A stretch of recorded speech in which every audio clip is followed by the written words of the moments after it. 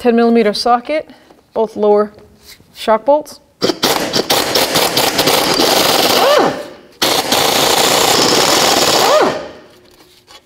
Top of the shock mount is located right down here. You can see it in between the upper control arm mounting on the frame. I'm just going to take the air box off quickly just so I have easier access. You don't have to.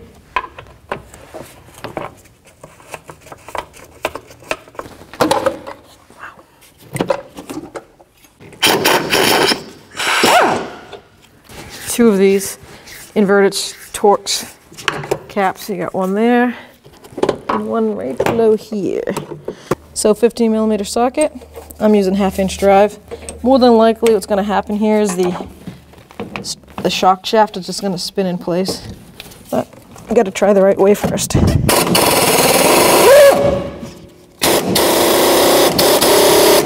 Just like I said. So like I said, the top nut is just spinning that whole shaft right there inside that shock. So I'm going to use a pair of locking pliers, squeeze them up in here, see if I can hold on to that shock, stop it from spinning.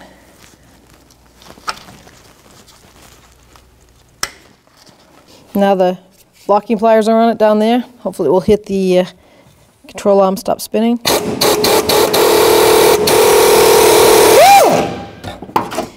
And just like I knew, nothing.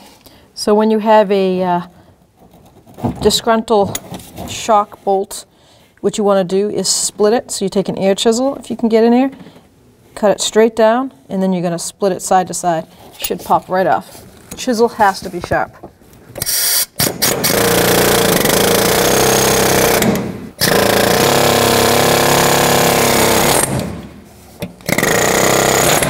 See how you just split it like a... Look at that.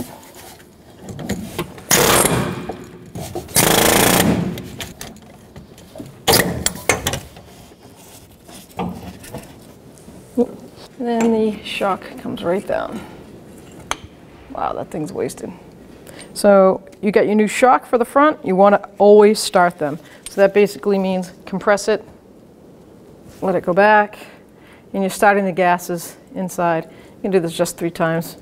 And they call that starting the shock. And you will notice it gets harder to compress it. And that's a good thing you activated the gases in there. You won't get a banging. Sometimes if you don't do that, you'll get a banging for a little while.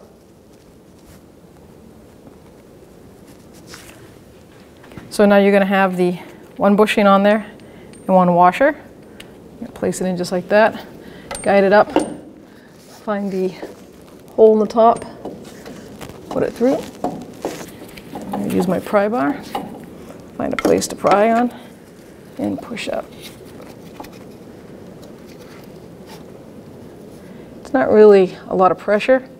You just, it's hard to do it with 2 hands. And thread a bolt in at the same time. Once you get them started, you can let go of the pry bar and then just tighten them up.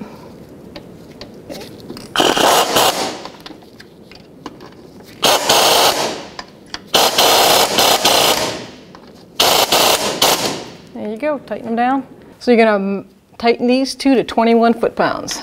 It's the lower mounting for the shock. Okay, so now we're ready to put the top shock mount bushing on. I like to center the shock the best I can to that mounting hole. I'm going to put the shock bushing on, then the washer, and then the nut.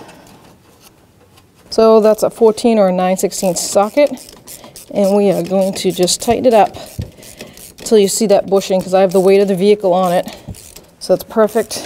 And we want the bushing just to start to kind of like a mushroom out around that washer. Not too tight, because then it will split, it won't last.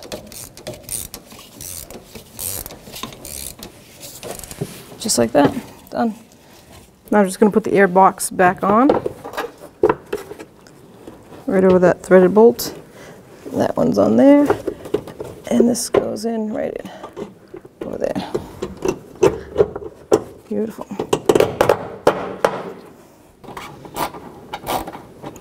That's a 10mm socket. Just snug that down.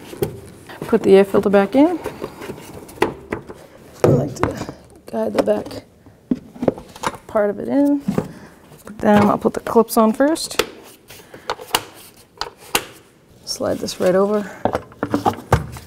Put the back hose on. Air filter cover. Nut. And I just use a pair of adjustable pliers. Wrench. Just snug it down. Perfect.